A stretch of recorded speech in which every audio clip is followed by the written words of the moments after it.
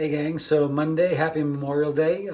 You're in for a doozy today. We'll get into that in a minute, but for now we'll go through your warm up.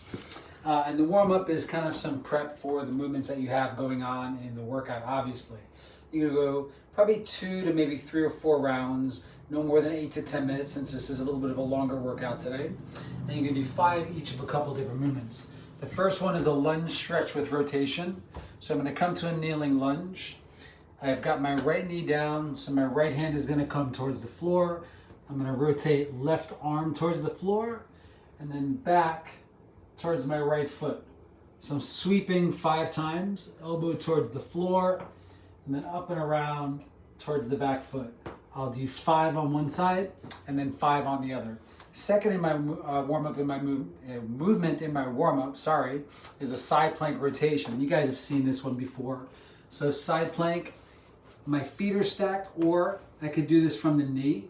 I'm gonna go arm up. This is the top position, rotate underneath, and then back up to the top. If I'm doing those from a full foot, knees off the floor, rotate, and then back up. I've got 5 on one side, and then 5 on the other.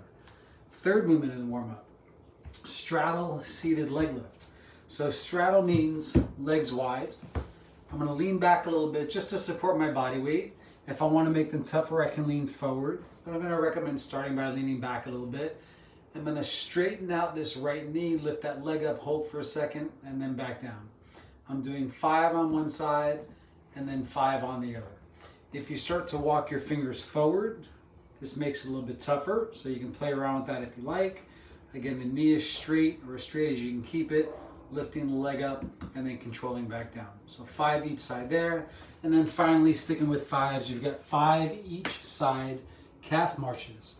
So from hands and knees, I'm gonna tuck the toes under, send the hips in the air, push one heel down. That's a march on the right calf.